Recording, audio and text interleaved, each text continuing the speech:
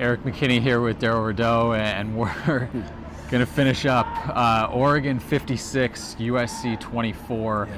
This was, in my game story, I talked about the good, the bad, and the ugly. You started off USC kind of on fire, defensively and offensively. They take the first drive for a touchdown. Defense shows up in a big way. They get an early interception. USC's up 10-0. You get a tip ball that results in an interception, and then it was just the wheels falling off and a train wreck. Oregon goes on a 56-7 run and put the game away quickly and really furiously. Right. What are your big picture takeaways from this game? You know, this game right here is one that emotionally hurts, not because the score was 56-28, Erik, but because not all losses are weighed the same. You think about how USC felt losing to Notre Dame and how inspired they were that, okay, they can turn the corner, but based on how they play in the second half. But in a game where the coaches gave us the impression and the players echoed it that this was the right game plan, or at least they thought it was. You play your best in the first half, and you, with 20 seconds left in the second quarter, going into halftime, you find yourself down by 4 points, 21-17, feeling good about your opportunity going into the second half, knowing that Oregon has the ball. And what happens? On a play that's a normal routine where USC oftentimes kicks it in the end zone, the ball gets kicked, lands on the 2-yard line, and they score a 98-yard kickoff return. And it just felt like the bottom fell out. Right after that, pick 6 to start the second half, and it just felt like within a matter of a 5-minute football minute span, Oregon scores 21 unanswered points, and USC just did not have enough firepower to come back.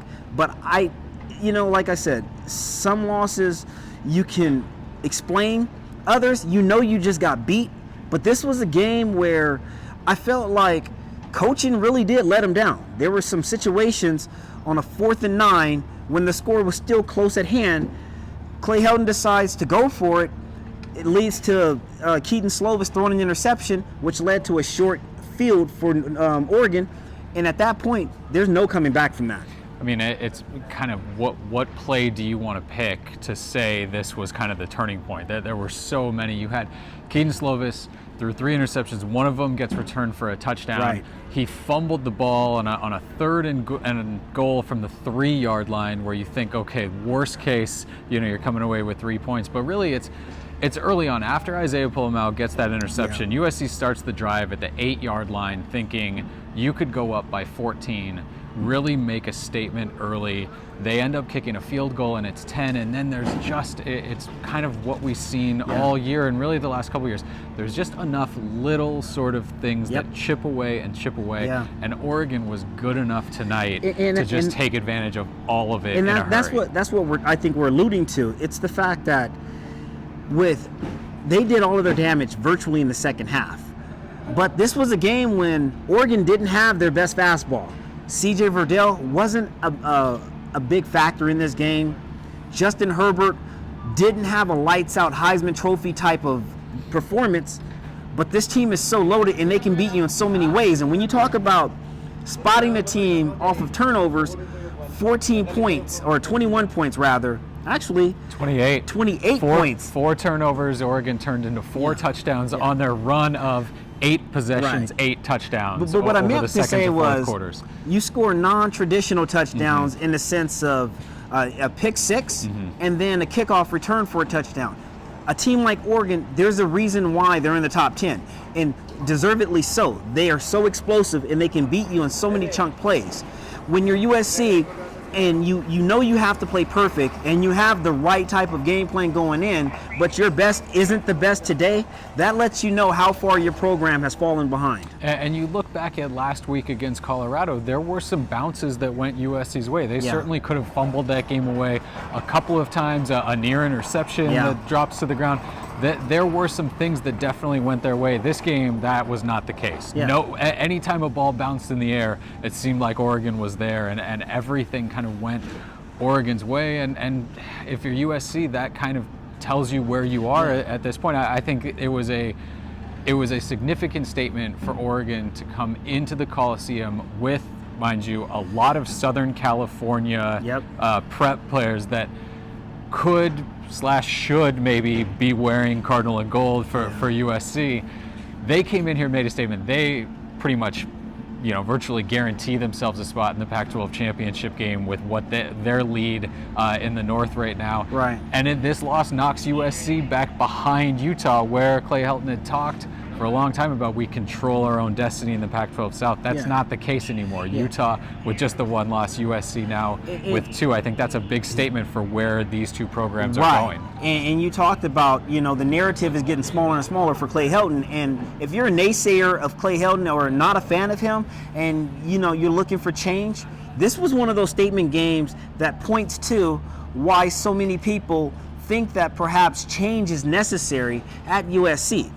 There's still a lot of football left. There's at least, 3 games remaining on the schedule, but it's hard to manufacture false or, true emotion and say that you're truly competing for something when you feel like there's so much stacked against USC. Now, granted, a lot of injury has plagued this team, but good teams find ways to overcome that. And it's hard enough to beat a team like Oregon when you're playing your best. It's even harder when it comes down to executing and perhaps second guessing certain things or certain calls that that the coaches may, if given an opportunity to take back, would probably do things a little differently to give USC again an opportunity to stay in this game and compete. But Erik, there's no way else to look at it. On a game where many explanations were necessary, we waited after the game, and there was not one coach on this coaching staff that stood up and took ownership for this loss. What does that tell you? It's hard to read, but you leave a lot for interpretation when we see the players, the captains, and the leaders of this team having to explain something that's virtually inexplainable. Yeah, it was an interesting kind of weird game. In the first half, you're looking at stats. Oregon only had 113 total yards. I mean, they were gifted some short fields, but they hadn't really, like you said, dominated offensively. 113 total yards, 112 yards in penalties, and they had 28 points. I mean, USC kind of just kept pushing them ahead. I mean, it was like Oregon got all the help they needed to run out to that lead, and 28-0 the score in the second quarter. Like we mentioned, a 56-7 run. I mean, defensively, could you see sort of anything USC could have done? Because boy, once Oregon got going, once they sort of got their feet under them, saw Justin Herbert had 14 straight completions, at one point went 20 of 21, and it seemed like they just knew everything USC was doing defensively, and USC could not get their feet under them to get any kind of momentum. I thought in the first half, in particular the first quarter, USC had the right game plan. They put a lot of pressure up the A-gaps and really kind of forced Justin Herbert off of his mark. He wasn't seeing the field as clearly as he would have liked to. But then Isaiah Palomalo gets penalized for a targeting play that virtually ejects him in the game early in the second quarter. And losing his leadership, losing his ability to get guys lined up, I thought was a turning point, because Oregon started to chip away and build momentum in a game where USC defensively did not force not one punt by Oregon. And much of that had to do with the extension of plays from personal fouls or unsportsmanlike conducts, and you name it, USC found a way to manufacture an extra penalty that extended drives when they should have gotten off the field. So again, when you talk about Oregon's mishaps in terms of having over 100 yards in penalties, the timing of USC's penalties defensively kept the momentum and rhythm. And the second quarter was very clunky.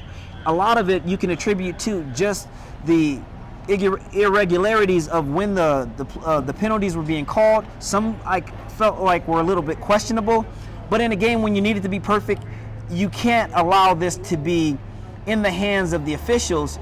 And quite frankly, even if the officials weren't impacting this game, the explosiveness of Oregon was just destined to show and rear its head. And it proved in the second half that they made all the right adjustments, and USC stuck to their game plan from the first half without making any counter adjustments. As a result of that, you just ran into a team that just rotated new bodies in and got the results that they were looking for. Yeah, certainly USC unable to force a punt once Oregon got rolling offensively.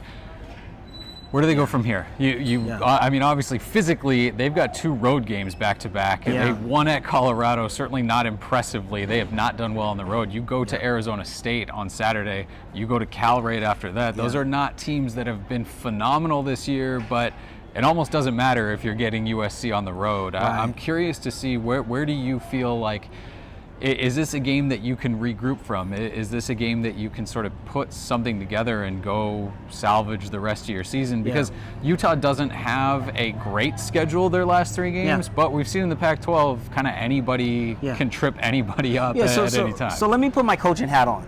If I was USC's coaching staff and I get our players together, typically you'll meet on either Sunday or Monday, depending on if you want to give them the rest on Sunday. So let's just assume that they're going to meet on Monday. We're watching the first half up until 20 seconds remaining in the second quarter.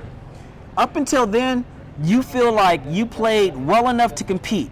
And I'm freezing the score at 21 to 17. And I'm leaving it there. The rest of the tape, I'm burning, I'm turning the page, I'm moving on. Because nothing good comes out of showing that. All it does is rear back emotions that leave players feeling indifferent. So if you feel like you still have a fighting chance and you're fighting for your brethrens, this is the time when you kind of have to rally everybody together and just focus on what the things that they did well and try to build off of that part of the game plan. Because the rest of that stuff was for the birds. I didn't see anything that would give USC a reason to watch the second half of that game. Yeah, and obviously the timing of this game, so interesting with kind of a bigger picture here. Reports came out on Friday.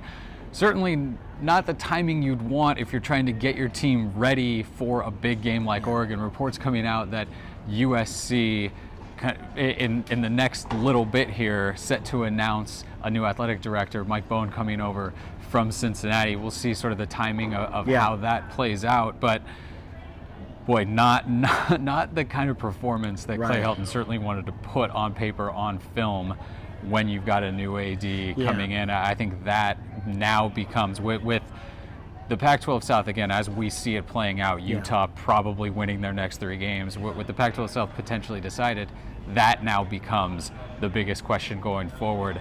Clay Helton's status as head coach at USC, and this is a game where it shows you kind of what can happen when things go wrong for USC. They're just, at this point, against a team like Oregon, not able to dig their heels in and turn things in their direction. And I think that was, again, I mentioned the statement that Oregon made. I think that's kind of what you see is USC, aside from the Arizona game, they don't feel like they have that ability to just rise up and kind of go into a game expecting to win, expecting to dominate. And if you're the University of Southern California, you truly have to ask yourself, through the leadership of Clay Helton, when you see a team like Oregon struggle but still find the resilience to bounce back strong. You see a program that feels like a well-oiled machine, a system that plugs players in and out. And then you look on the other side and things kind of feel a little clunky. You see spurts of what the possibilities could be, but then you see much of the turmoil and dismay that leads one to question, are they as prepared as they can be? But it's hard to ignore all the whispers, the clatter that's around this program concerning its future. But if you're Clay Helton, the only thing that's certain is the next game ahead of you. And as he alluded to in his meeting, he's going to coach until he's told otherwise. And I truly believe that he laid this bed and he's going to have the opportunity to close the chapter of it. What happens beyond that, I think there needs to be a true evaluation of where you want the program to be versus where it currently is, and does it reflect and embody the direction that a new president and athletic director wants to see this program heading. Right, so USC will, like we mentioned, hit the road next weekend against Arizona State. This game, 56-24, in a game that they actually closed that gap at the end. Kyle Ford, we should mention his first catch as a USC Trojan, goes for a touchdown to bring the score up at the very end there, and hopefully the first of many for Kyle Ford. Great to see him back on the field after battling some injury and getting back out there. So that's our look from Oregon's big win over USC here at the Coliseum. For Darrell, Rideaux, this is Erik McKinney, WeAreSC.